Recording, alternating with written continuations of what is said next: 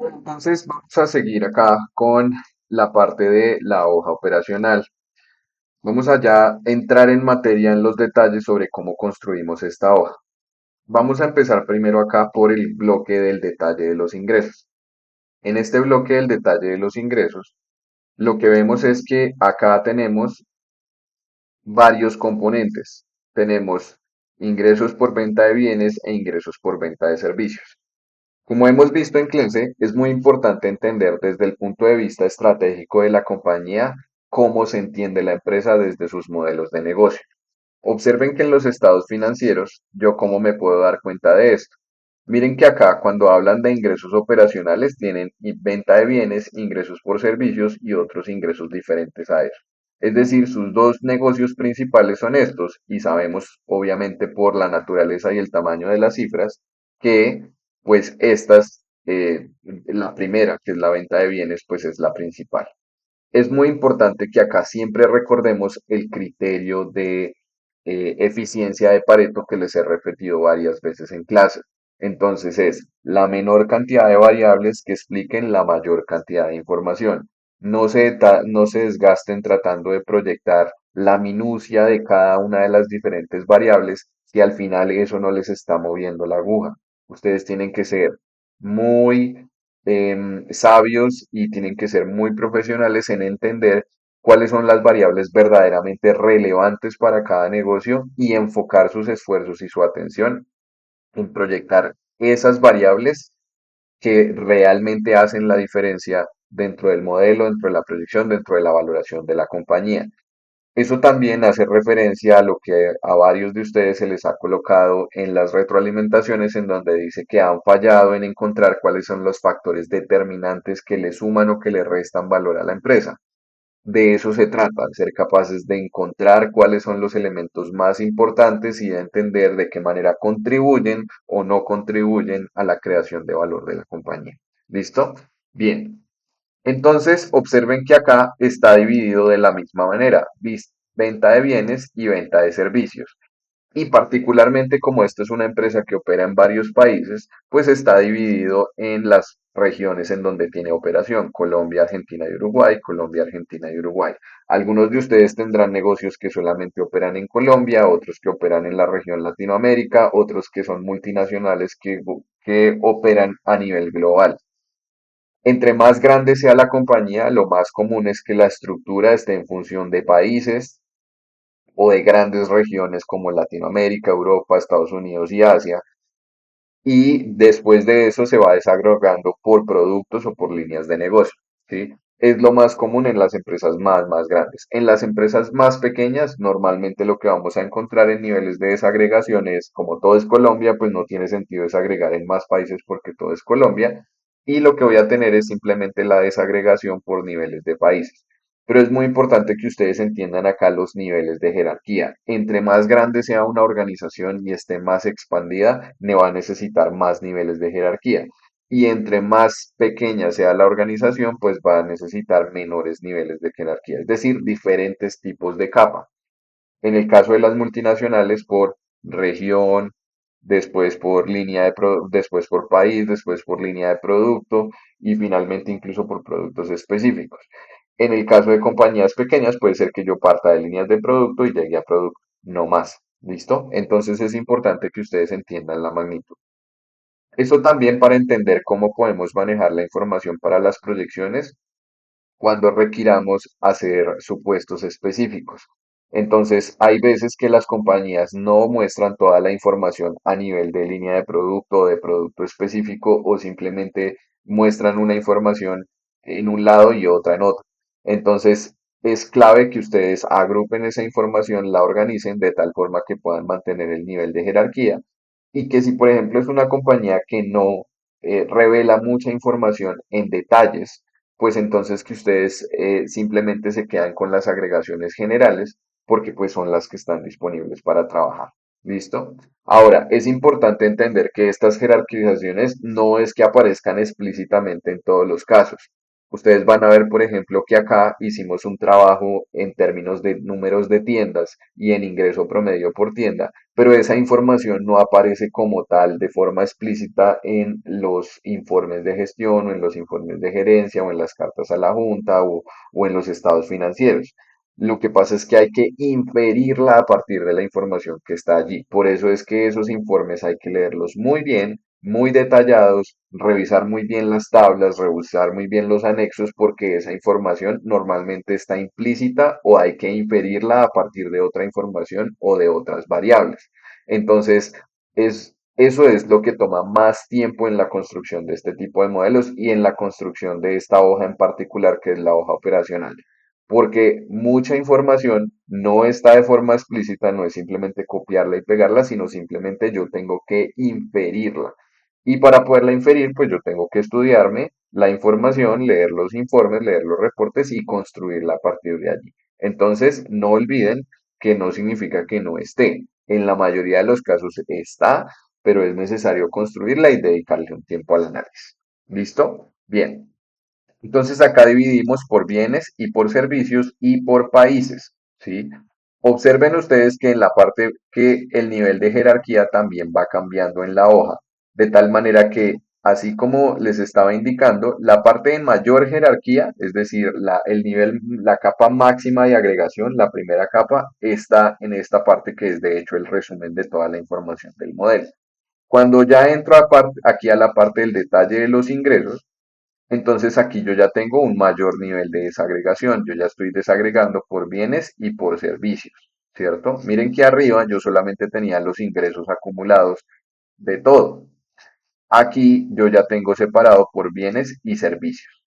Y acá estoy diferenciando también en mi forma de proyección. Miren que aquí, por ejemplo, yo estoy diferenciando la venta de bienes desde el punto de vista de la base de crecimiento de la venta de bienes y por el otro lado la parte de la estrategia. ¿Sí? Entonces, fíjense que aquí ya estoy llegando a una capa de desagregación mayor. O sea, lo que estoy haciendo acá es desagregando esta de venta de bienes, lo estoy desagregando en dos capas. Una que viene de un crecimiento que vamos a entender regular, que viene de la economía, del funcionamiento mismo del sector y del negocio, y otra que sí es el componente de gestión. Y entonces acá es muy importante diferenciar esto. ¿Por qué? Porque cuando nosotros estamos haciendo un modelo operativo, recuerden que esto lo estamos utilizando para poder tomar decisiones. Para que podamos tener decisiones, yo tengo que poder expresarle mis objetivos y mis capacidades a otro, de tal manera que esa otra persona me entienda en términos concretos de lo que tiene que hacer para que esos objetivos se logren. Entonces, fíjense que nosotros estamos acostumbrados simplemente a hacer la proyección con los supuestos macroeconómicos, que es como está esta primera sección que está aquí arriba. Esta parte que es con supuestos macroeconómicos no es que esté mal, está bien, pero es una proyección genérica y es una proyección que no proviene de la gestión, ¿sí? Porque fíjense que yo no puedo elegir ni cuánto va a ser el PIB, ni cuánto va a ser la inflación. Esas son variables que yo tomo como dadas, pero yo no las puedo influenciar en una compañía de ninguna manera, ¿sí? Yo no tengo capacidad de influir esas cosas que ya pasan en el contexto económico. Esas son variables con las que yo tengo que operar y que tengo que considerar y que influyen en la forma en que se comporta mi compañía, pero no son variables que yo pueda afectar, ¿sí? Las que yo sí puedo afectar son las de la estrategia y las que yo sí puedo afectar, pues las tengo que expresar en términos de KPIs. Entonces, observen lo que pasa aquí. En el caso de la venta de bienes, en la parte base, miren que este crecimiento que viene de acá proviene de este supuesto que son los crecimientos base.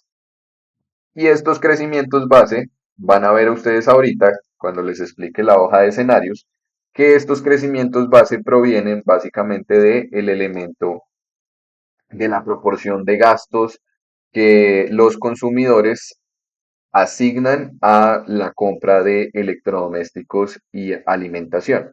Entonces, fíjense que la proporción que la gente utiliza y el crecimiento de la economía y el nivel de ingreso de las personas son cosas que yo no puedo influenciar, pero definitivamente sí influyen en mi nivel de ventas. Claramente son variables que influyen dentro de cómo se comportan mis ventas. Entonces, este crecimiento base, este es el crecimiento que yo no controlo. Este es el crecimiento de la parte de la economía, bien sea el sector, una tasa de penetración, una participación de mercado, cualquier cosa que yo no influya, pero que hace parte del contexto en el cual se mueve mi negocio. Esa es esa parte. Y la otra parte es esta que viene acá con la estrategia. Y esa estrategia sí la tengo que hacer en términos de KPIs. Y por eso es que hemos estado viendo en clase los OKRs y los KPIs. ¿Por qué? Porque cuando yo aterrizo esto en KPIs, yo ya sé qué es lo que yo tengo que lograr en términos de números concretos que me aseguran que yo estoy cumpliendo la estrategia. Entonces, observen en este caso. Miren que yo tengo acá una serie de aperturas de tiendas. Entonces acá yo lo que tengo, en este caso, lo que estamos viendo es el número de tiendas que se van a abrir nuevas, ¿cierto? Y el ingreso por tienda que está generando cada una de esas tiendas nuevas que se está abriendo. Entonces observen que lo que yo tengo acá en cada uno de estos componentes, por ejemplo, acá en el éxito wow, observen que yo tengo acá, se va a abrir una tienda y el ingreso promedio por cada una de esas tiendas es 143.000. Por lo tanto, entonces me va a aumentar 143.000 millones en ventas. Pero observen que para el segundo año de proyección ya se van a abrir 7 más.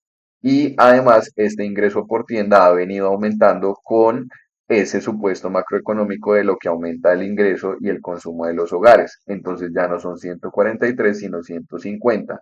Y que viene con este mismo supuesto.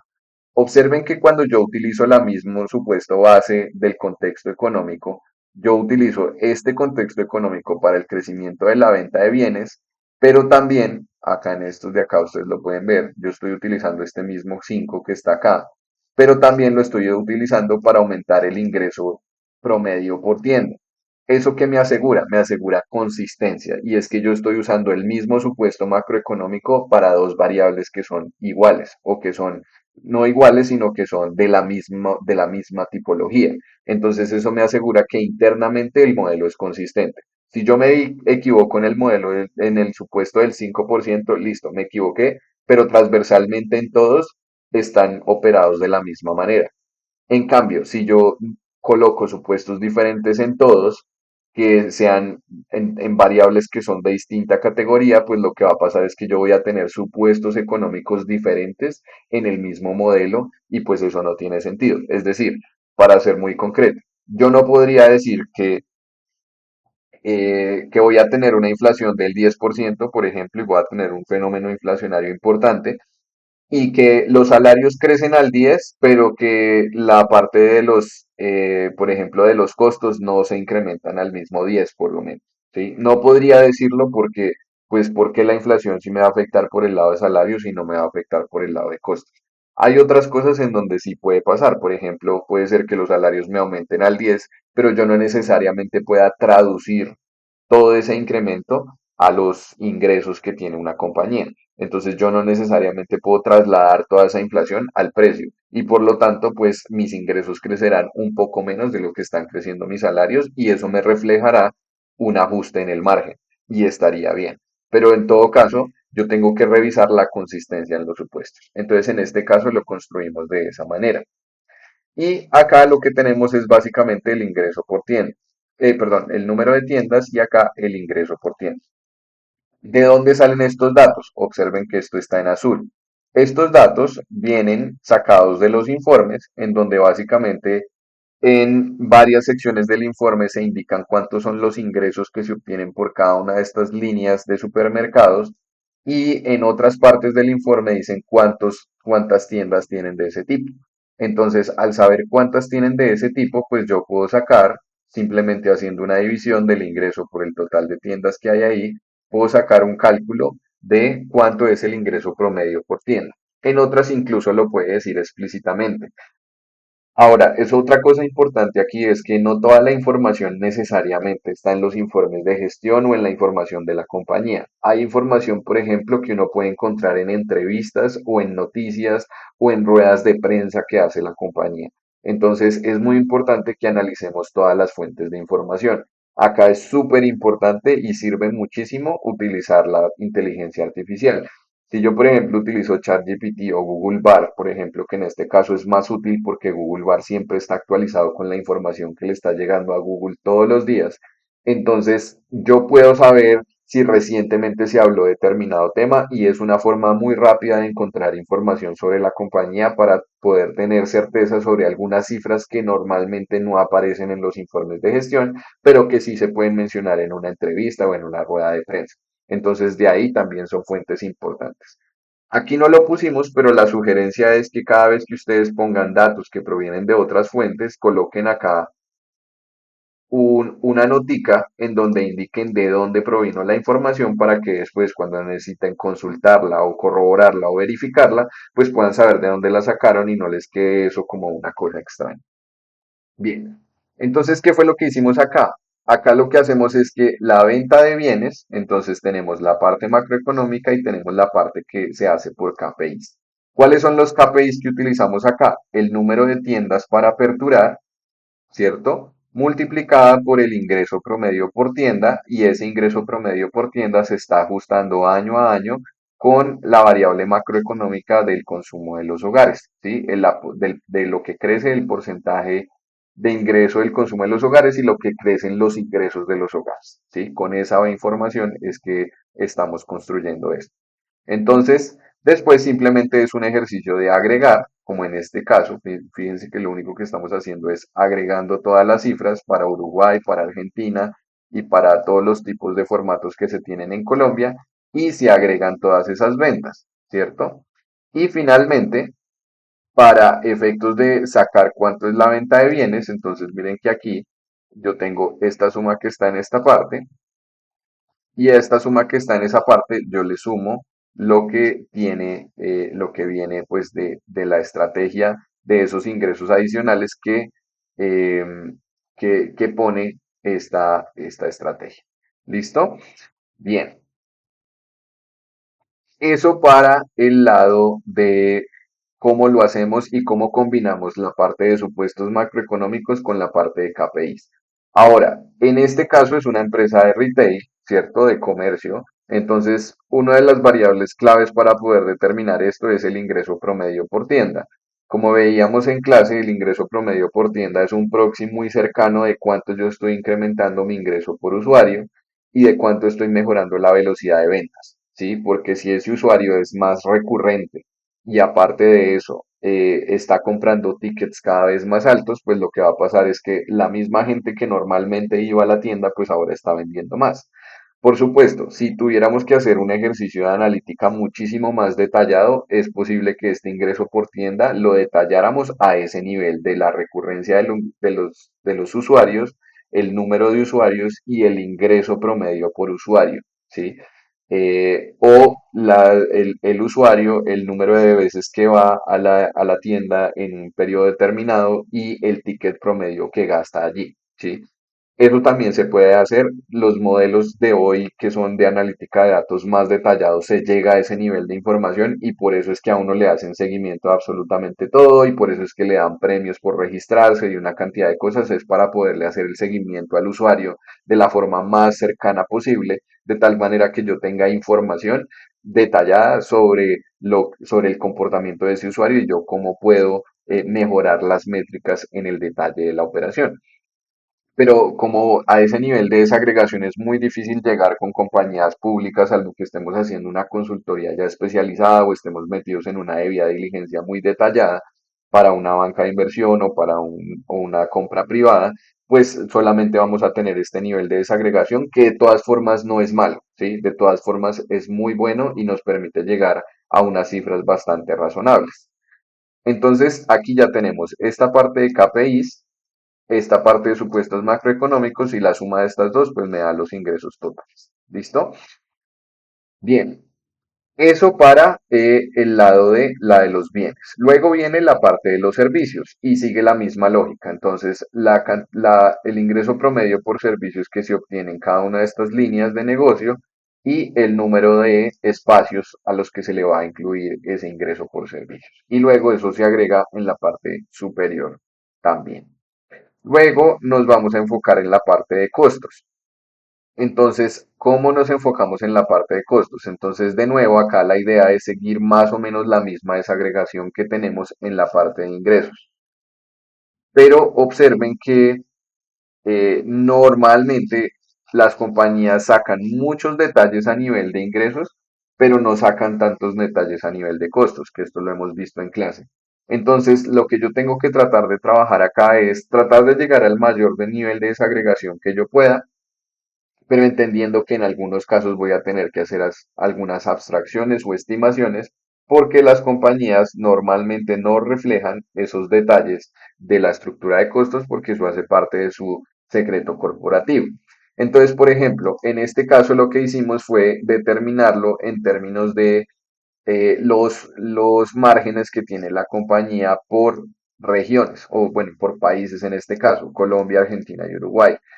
Esto se puede hacer porque en los informes pudimos tener acceso a información, así fuera para inferirla, ¿sí? Una forma de inferirla fácilmente es porque me aparece un cuadro en donde aparecen como una tortica la proporción de ingresos y después me aparece en otro cuadro donde aparece en una tortica la proporción de EBITDA o la proporción de utilidad operacional o la proporción de utilidad bruta. Y con eso yo puedo tener una idea de cuáles son los costos de las compañías a nivel de cada una de las líneas de negocio, de las líneas de productos o de las diferentes regiones. Pero esta información no la van a encontrar de manera obvia, ni lógica, ni en principio va a aparecer, ¿sí? Entonces, eso fue lo que hicimos en este caso. Y acá para proyectarlo, pues partimos de un supuesto macroeconómico que era primordialmente que nos íbamos a pegar al benchmark del margen bruto de la industria en cada uno de los diferentes países, tanto en Colombia como en Argentina como en Uruguay, asumiendo que la compañía se está estabilizando y está convergiendo a la normalidad del sector.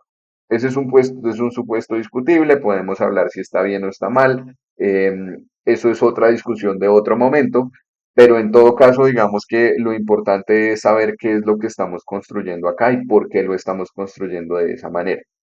En este caso lo hicimos así, pero por supuesto si la compañía está en un ritmo de crecimiento acelerado, pues también tendremos que entender que necesariamente no se debería pegar al benchmark de la industria, sino que incluso debería estar por encima en términos de márgenes o en términos de crecimientos. Si ustedes observaron también la lectura que se les mandó por estos días, algunos de ustedes han hecho las preguntas de cómo se incorpora ese tema de pegarse o no pegarse a un benchmark, de tener unos pares que son de referencia. Entonces, esta es la manera. Si ustedes observan acá, ustedes ven que aquí yo estoy convergiendo al margen de la industria, ¿sí? Pero yo también podría estar por encima o apuntarle un poquito por encima del margen de la industria. Toda esta investigación a nivel de sector me habla del potencial que tiene la compañía o de qué tan rezagada está la compañía con respecto a otros que se mueven en el mismo sector. Porque, ¿qué pasa? Si yo estoy más o menos, yo soy una compañía más o menos con las mismas características de otro grupo de compañías y, por ejemplo, tengo márgenes que están por debajo, pues claramente me indica, como el resto se enfrenta a las mismas condiciones del sector, lo claro es que los otros están pudiendo hacer algo mejor que yo. Y yo tengo que entender qué y tengo potencial para arreglarlo. Y si es al contrario, que yo estoy parecido muy, en unas condiciones muy parecidas a otros y tengo condiciones que son financieramente mejor que las otras, a pesar que nos enfrentamos a los mismos problemas, a las mismas dificultades y todo, y lo hago mejor en términos relativos, significa que mi compañía está muy fuerte y que lo viene haciendo muy bien y que estoy trabajando muy bien con mi equipo. Entonces, eso nos ayuda a entender si tenemos un rezago o no tenemos un rezago, si nos falta, si tenemos oportunidad de mejorar o no, o si de hecho estamos siendo pioneros. Y si estamos siendo pioneros y estamos haciendo la diferencia, ¿qué es lo que estamos haciendo bien? Que hay que entenderlo siempre, qué es lo que estamos haciendo bien para mantenernos en esa posición. Porque cuando nos mantenemos bien, o cuando sabemos por qué nos está yendo bien, entonces nos es más fácil seguir haciendo eso que hacemos bien para mantenernos en esa posición. Si yo ni siquiera, si yo cuando me va bien, ni siquiera miro por qué me está yendo bien, después me va a empezar a ir mal y ni siquiera sé por qué. ¿Listo? Entonces es muy importante que yo pueda saber por qué me está yendo bien. ¿Listo?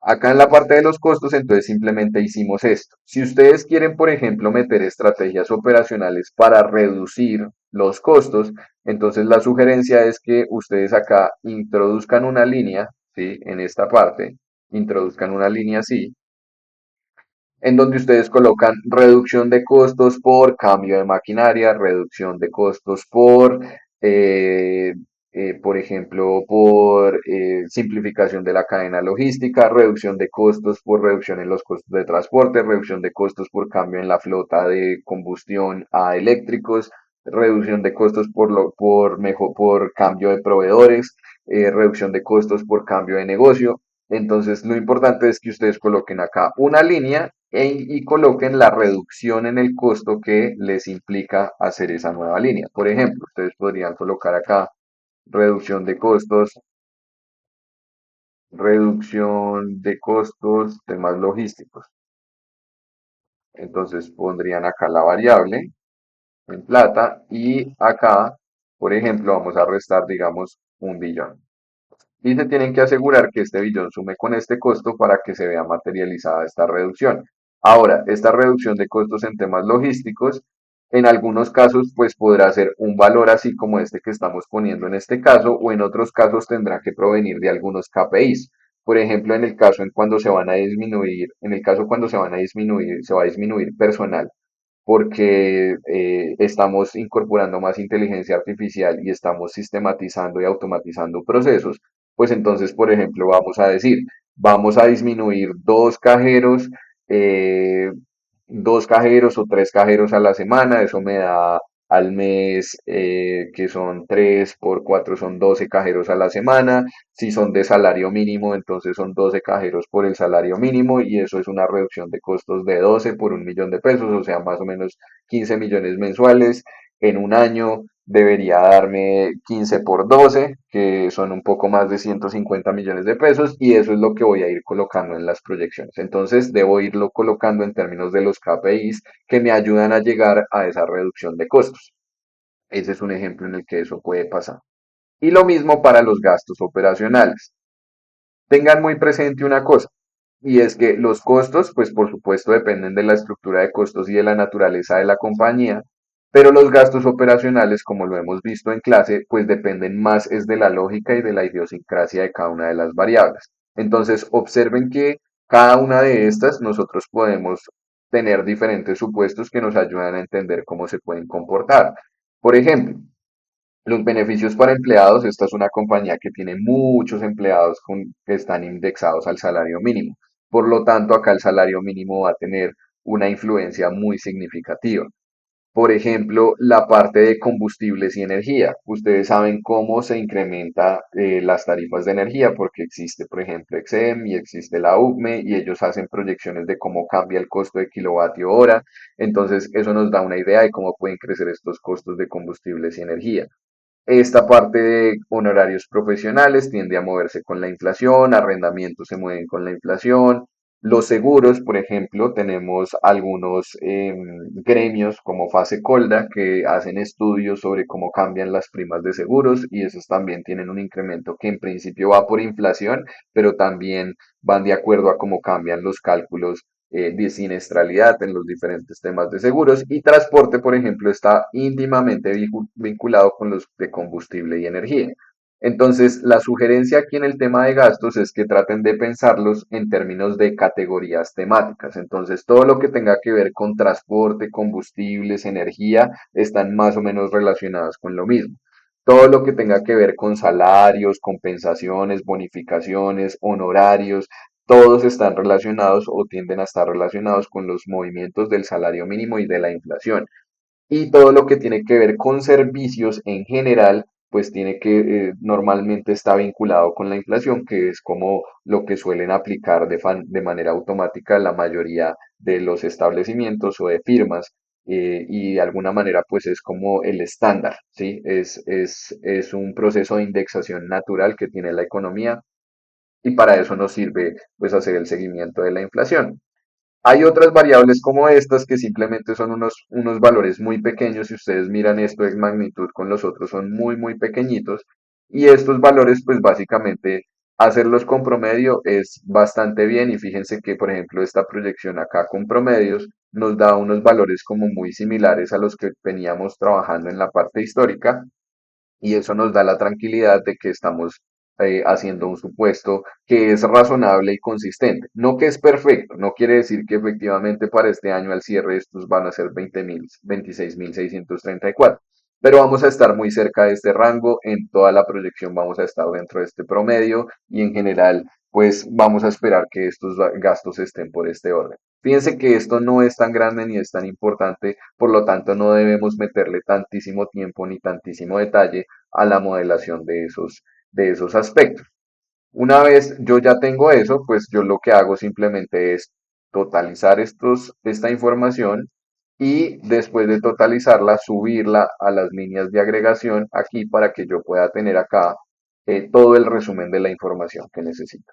Esa es la forma en la que estamos construyendo la hoja operacional. Ahora, este es una empresa de comercio, ¿no? Entonces, esta es una guía que les sirve como estructura de cómo preparar el modelo, pero en cada uno de sus negocios ustedes tienen que entender cuáles son las estructuras que mejor funcionan y cuáles son los KPIs que mejor funcionan. Entonces, por ejemplo, en una empresa de tecnología de pronto va a ser la parte de ingresos recurrentes y los suscriptores al software. Por ejemplo, en una compañía como Netflix, una cosa fundamental es el número de usuarios y el número de afiliaciones que se venden o de membresías que se venden y las categorías de membresías que se venden. Por ejemplo, en una compañía industrial tiene mucho que ver con los tipos de clientes que yo tengo, segmento corporativo, segmento persona natural, y los tipos de productos que yo vendo, si son productos de alto valor agregado, de valor intermedio, de poca transformación, cuáles son los tipos de productos que yo vendo ahí, en el caso de una consultoría, en el tipo de servicios o los tipos de clientes con los que yo trabajo. Entonces, fíjense que ese ejercicio de estructurar el negocio en la cabeza y de entenderlo como modelo de negocio es fundamental para que yo pueda armar el Excel. Si yo no entiendo la estrategia, no entiendo cómo se concibe el negocio desde el punto de vista estratégico, no puedo montar el Excel. Lo voy a montar completamente desordenado y completamente desestructurado. Entonces, para que yo pueda hacer esto bien, para que el Excel me quede bien armado, yo necesito entender bien la estrategia. Necesito entender bien cómo se entiende el modelo de negocio, necesito entender bien cómo se concibe al cliente, porque de otra manera yo no voy a entender cómo debo estructurarlo y qué variables debo influir para lograr los resultados deseados. ¿Listo? Entonces, con eso ya nos queda claro cómo fue que construimos esta hoja operativa. De todas maneras, recuerden, no se afanen por las fórmulas ni por los cálculos. Recuerden que toda esta plantilla de este modelo va a quedar subida en la carpeta compartida dentro de Teams, de tal manera que ustedes puedan revisar con calma cada una de las cifras, cómo fueron calculadas, de dónde provienen, cómo están formuladas, de tal forma que sea sencillo de revisar para ustedes. Acá en estos videos lo que nos interesa es que ustedes entiendan la parte conceptual de cómo se arma la estructura y de por qué está armado como está armado, y ya con ustedes con la plantilla pues puedan jugar con ella, trabajarla, modificarla, de tal forma que les facilite el trabajo en el sentido de lo que ustedes quieren pues finalmente desarrollar con la empresa que tienen acá. ¿Listo? Ahora lo que seguiremos viendo después de esto va a ser la parte de cómo es que le introducimos los escenarios de tal manera que yo le dé dinamismo y variabilidad al modelo.